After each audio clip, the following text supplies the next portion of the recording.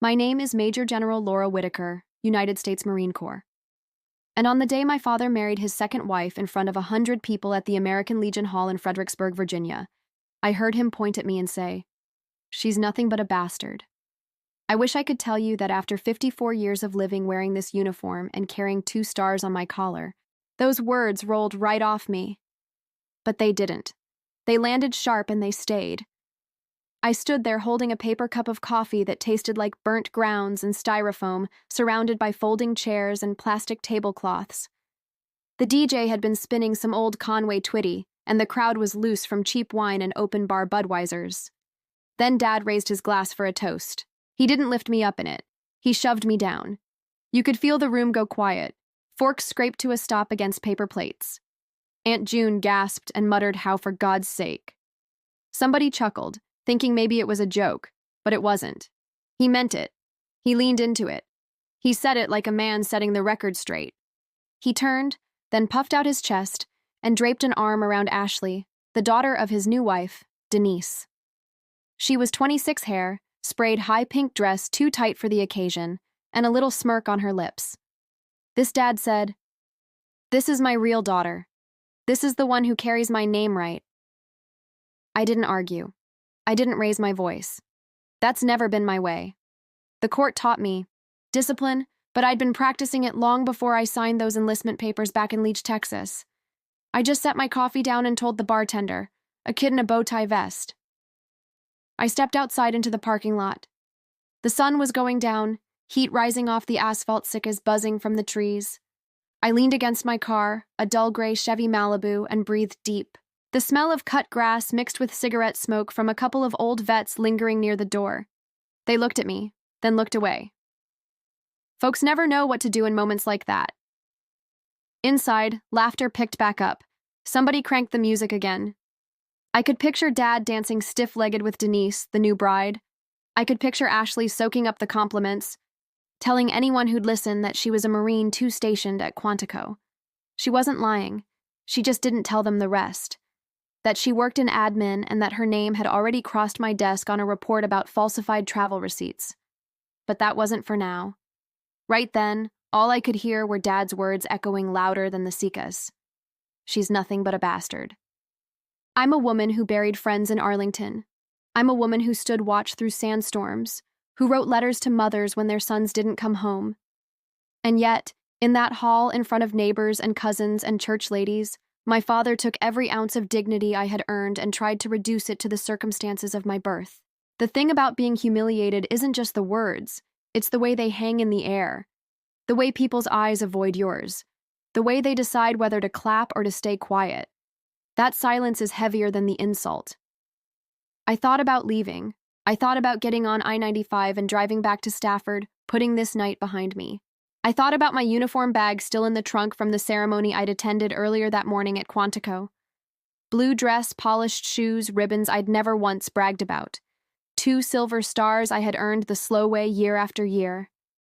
And I thought about Mom, long gone now, who used to tell me, "Laura, you don't have to fight every fight, but the fights you do pick, fight them clean." So I stayed in that parking lot longer than I should have, letting the cicadas fill the silence Dad had left in me. And I decided that when I walked back in, I wasn't going to fight dirty. I wasn't going to raise my voice or swing at the man who gave me half my blood. I was going to stand as who I was, nothing more and nothing less. But that moment, the sting of those words, that silence in the Legion Hall, that's where my story really begins. I didn't sleep much that night. The motel room smelled faintly of bleach and stale smoke, the kind you can't cover with any amount of air freshener. I lay there on the stiff mattress shoes, still on staring at the popcorn ceiling and listening to trucks rumble down Route 1. Every time I closed my eyes, I heard it again. Dad's voice clear as a bell. "She's nothing but a bastard." You'd think a woman my age, a general in the Marines, would be tougher, and in most ways I am. I faced down commanders who thought I didn't belong. I've had young Marines die under my watch and had to call their parents. I've stood in desert heat that warped the horizon and made rifles too hot to touch. But it's the small-town words from your own blood that can cut deeper than any battle. Lying there, I thought back to where it all began. Leach, Texas, 1970s. A duplex that rattled in the wind.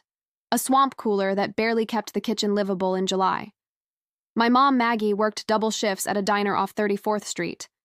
She'd come home smelling of fry grease and coffee hair, pinned-up shoes kicked off at the door. She was small, but she had a backbone stronger than any man I've met. Dad wasn't much around. He had his HVAC business, or at least the beginnings of one, but he was never steady. Sometimes he'd show up in a Ford pickup, sometimes disappear for weeks. When he did come, he had a knack for turning a good day bad with a word or two. He never once showed up for a school play or a ball game. I learned early that if I wanted something, I'd earn it myself.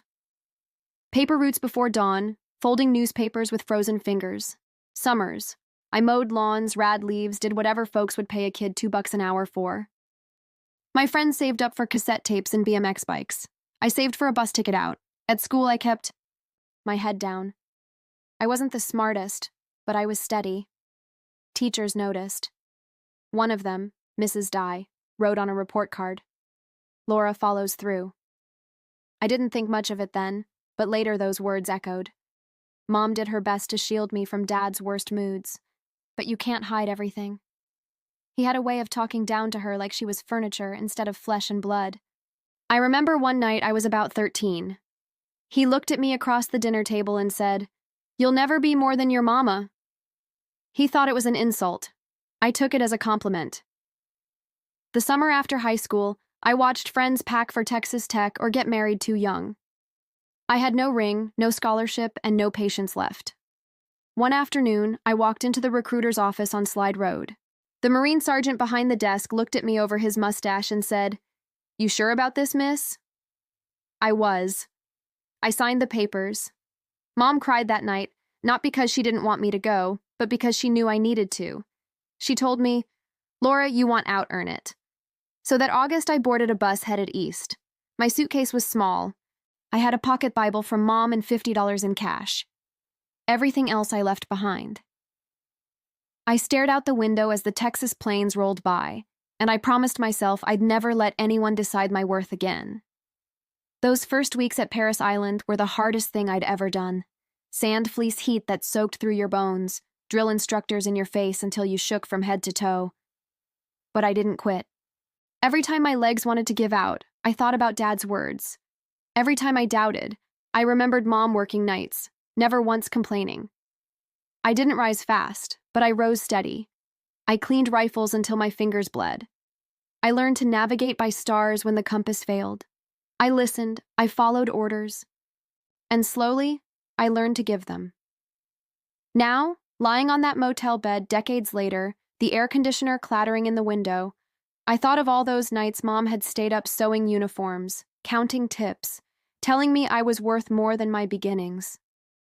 I thought of the friends I'd buried, the medals tucked in a box at home, the weight of command I carried. And still, one sentence from a 78-year-old man in a cheap rented suit had managed to drag me back to 13, sitting at a dinner table in Leach, Texas. I sat up, rubbed my eyes, and whispered to myself, "You've earned every inch of your life, Laura. Don't let him take that."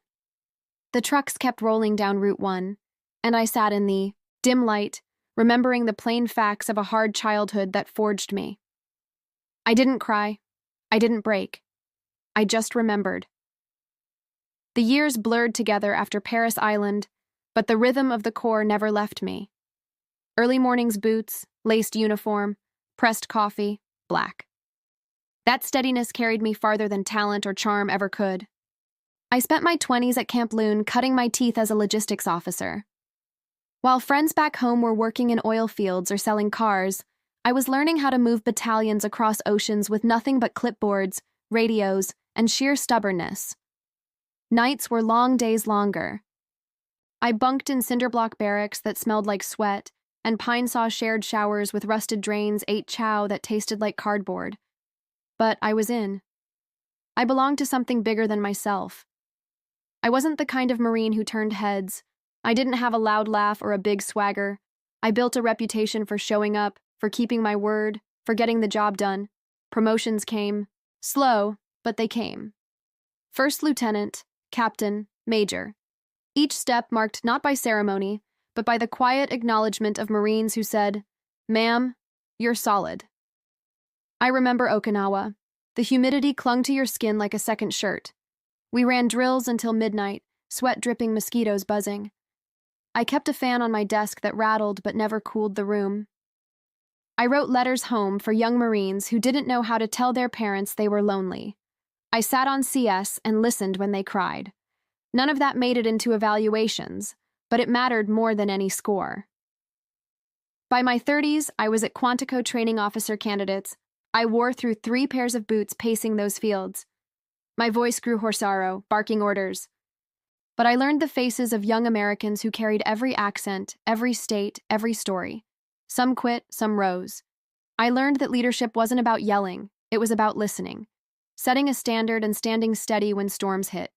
The years overseas left their mark.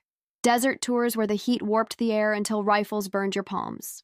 Nights in tents where the wind howled and sand got into your teeth. I signed condolence letters by flashlight, each one a weight heavier than the last.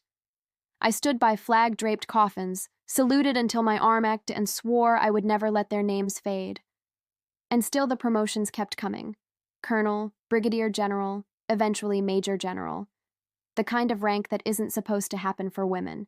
Not in the Marines, not often. But I wasn't chasing stars. I was just doing what I had always done, showing up, following through. I don't brag about medals. Most of mine sit in a box in the closet. Ribbons faded, edges bent. The real rewards came in the voices of the men and women I served with.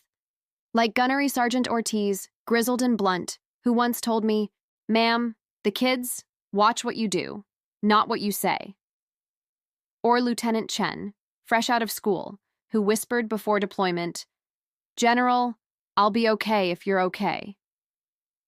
What people don't see is the grind, the paperwork that stacks higher than rifles, the meetings that stretch late into the night, the constant reminder that lives depend on your judgment and mistakes don't get erased. The weight of command is steady, relentless, and lonely. Still, I carried it because it was mine. I earned it, and no one, not a drill instructor, not an enemy, not a politician, and certainly not my father, gave it to me. That's the truth I held close as I looked back on 2 decades of hard miles. From the swamps of Luna to the dust of Iraq, from Okinawa's sticky nights to Quantico's crisp mornings, I built a career brick by brick with no shortcuts. And yet, standing in that Legion Hall, hearing my father's voice cut me down to nothing more than my birth. It felt for a moment like all of it could be erased. That's the power of family. They know where the cracks are and they know how to press them. But I also knew something else. The cracks don't define you. The mortar does. The work, the years, the showing up. That's what holds a life together. And mine was solid whether my father saw it or not. The invitation had come months earlier, tucked inside a cream-colored envelope with my name spelled wrong. Laura Whitaker. I laughed when I opened it. That was Dad all over. Never bothered to learn the small things. Still, Aunt June called a week later and said, "Honey, it would be decent if you came, even if it's just to show your face." I didn't plan on going. 54 years had taught me that some roads weren't worth walking, but June had been the one person who never turned her back on me. She was the aunt who slipped me lunch money in high school, who drove me to the bus station when I left for Paris Island, who called every Christmas no matter where I was stationed. If she asked, I'd show up. The morning of the wedding, I was at Quantico overseeing a promotion ceremony. Blue dress uniform shoes polished so bright you could see a reflection. 2 silver stars gleaming on the collar. Families clapped, cameras flashed. A Marine's mom hugged me so tight I could smell the starch in her blouse. When the ceremony ended, I walked back to my office, unpinned the stars, and hung the uniform in a garment bag. For a moment, I thought about leaving it there, but something told me to put it in the trunk of my Chevy. The drive to Fredericksburg was nothing new, just the endless crawl of I-95 brake lights, blinking billboards for Cracker Barrel, and car dealerships. I stopped for gas at an Exxon, grabbed a black coffee that tasted like burnt rubber, and kept going. By the time I pulled into the American Legion lot, the sun was dipping low, painting the sky orange and purple. Pickup trucks, minivans, and a stretch limo Denise must have rented were already parked outside. I didn't wear my uniform inside. Instead, I slipped on a plain navy dress and a pair of flats. Nothing fancy. I didn't want eyes on me. This was Dad's day, not mine. Let him have it. Inside the hall smelled of barbecue and cheap perfume. Plastic tablecloth stretched across rows of folding tables. A DJ set up in the corner, testing speakers with a Conway Twitty track. Cousins I hadn't seen in 30 years whispered behind napkins. Some waved, some didn't. I nodded, kept moving. Denise was radiant in a rhinestone gown that looked straight out of a department store window. She hugged me stiffly, all teeth and perfume. "Laura," she said, voice high, "so glad you made it." Her daughter Ashley stood beside her cheeks, pink from too much blush, a glass of wine already in her hand. I didn't stay long at the table. I got myself a coffee in a styrofoam cup, stirred it though there was nothing to stir, and sat in the back near the exit. That's when the toast began. Dad stood in front of everyone, his hair slicked back, his suit baggy at the shoulders. He raised a glass of champagne and the room hushed. "Family," he began, "is what gives a man pride." My chest tightened. For 1 second I thought maybe he'd say something kind. But then he pointed straight at me. "She's nothing but a bastard." The room froze. Fork stopped scraping. Aunt June gasped. "Hal, don't do this." He pressed on, voice swelling. "This here?" He pulled Ashley close. "This is my real daughter, the one who carries my name." "Right." Ashley blushed and giggled like she'd been crowned prom queen. Denise clapped her hands together, proud as a peacock. And me? I just sat down my coffee, told the bartender, "Water's fine, thanks," and walked outside.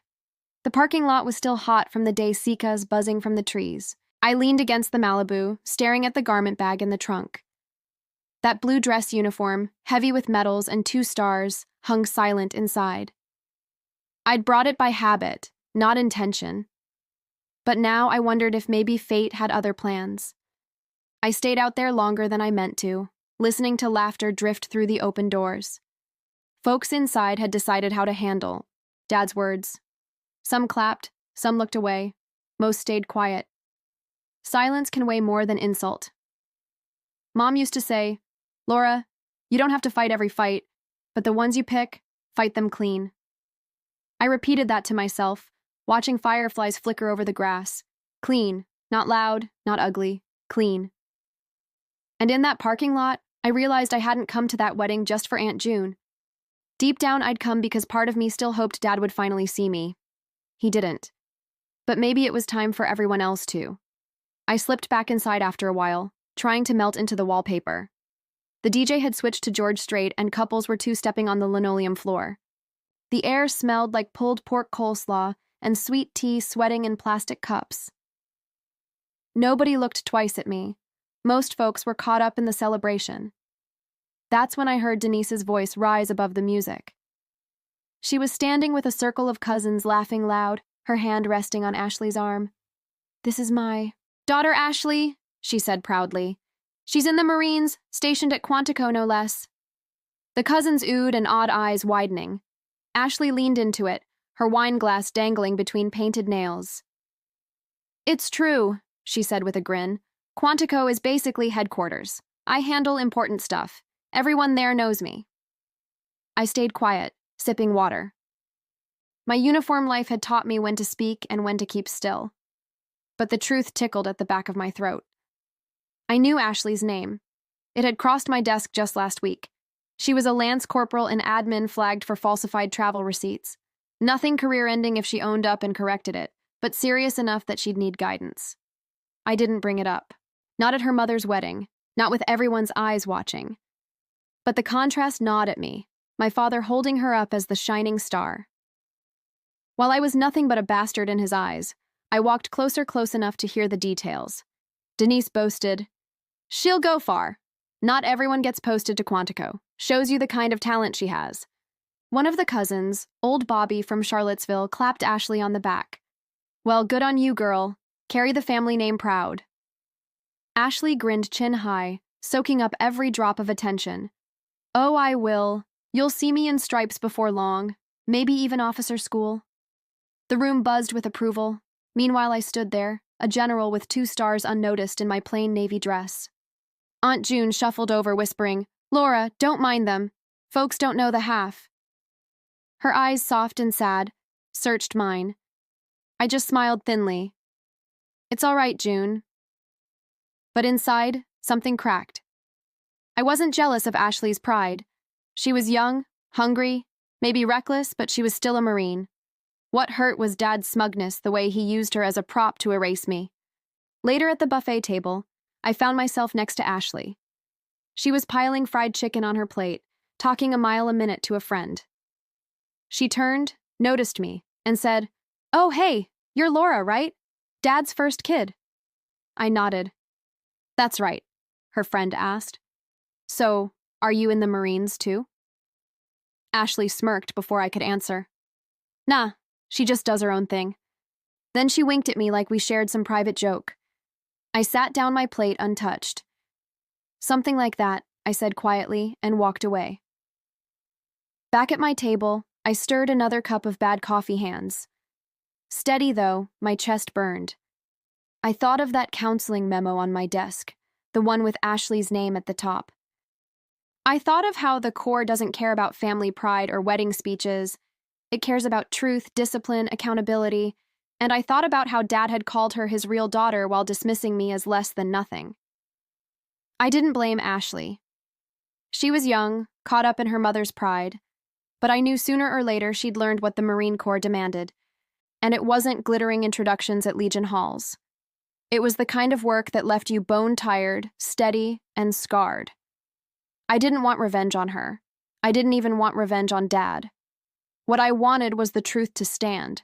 And sometimes the only way for truth to stand is to put it in front of everyone, plain and simple. That night, as I drove back to the motel headlights stretching down Route 3, I kept replaying the scene in my head. Denise boasting, Dad beaming, Ashley soaking it all up.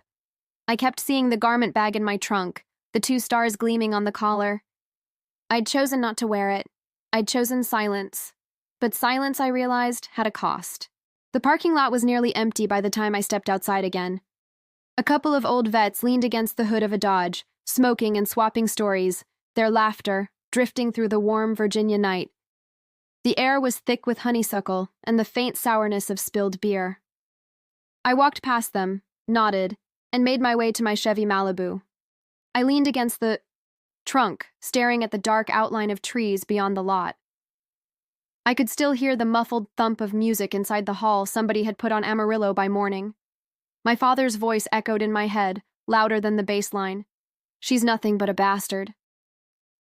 I opened the trunk.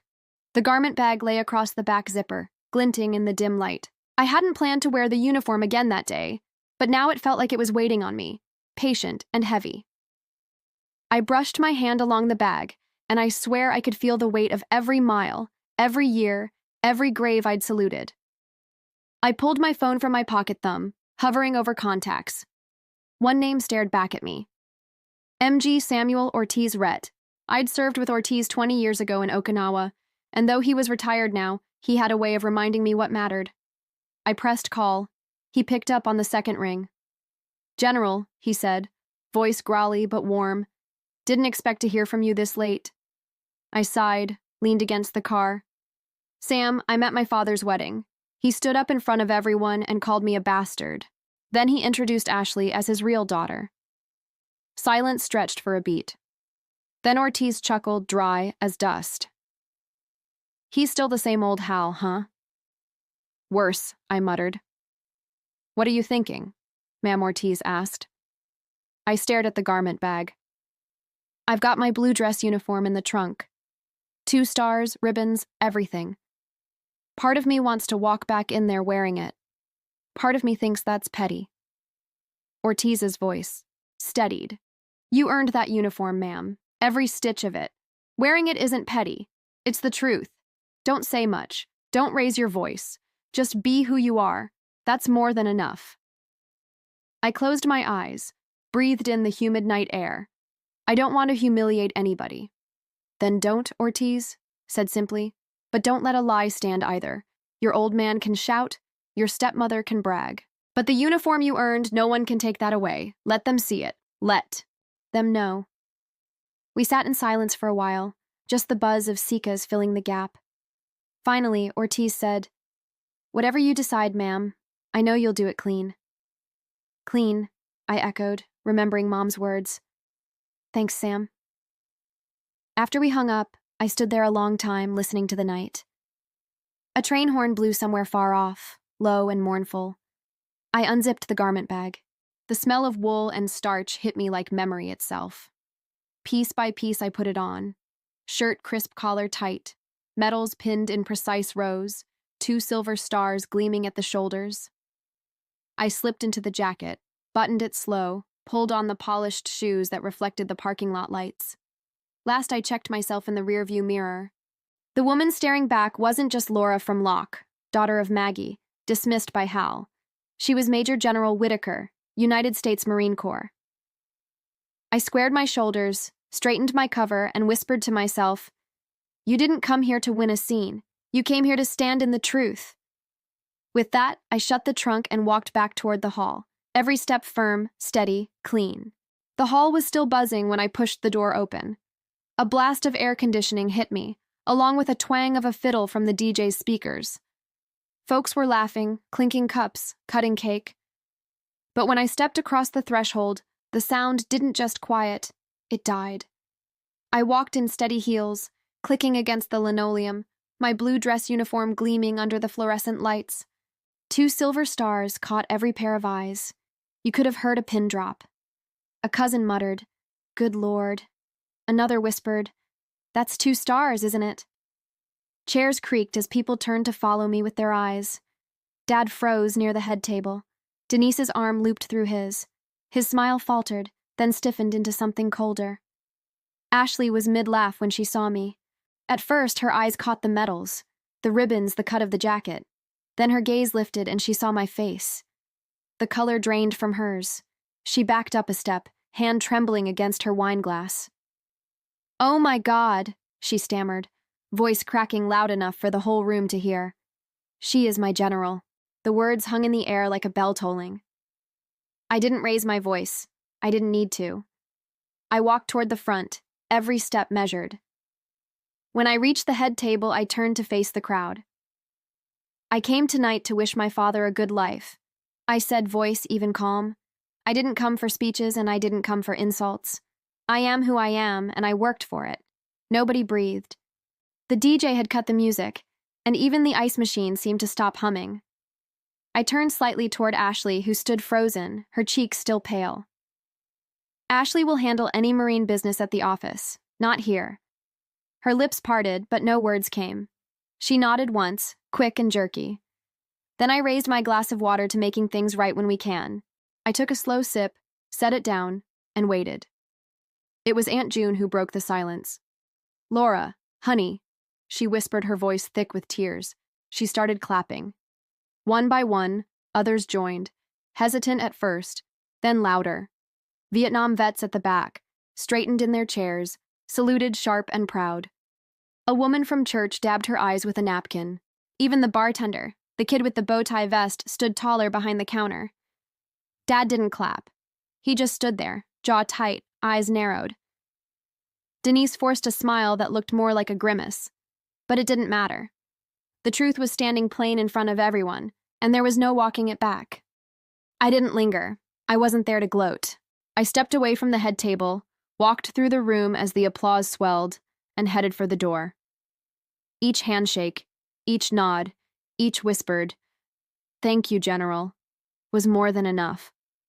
Outside, the cicadas were still buzzing, the night still heavy with summer air. I took a deep breath, let it out slow, and for the first time in a long time, I felt clean. The applause faded as I stepped into the night air.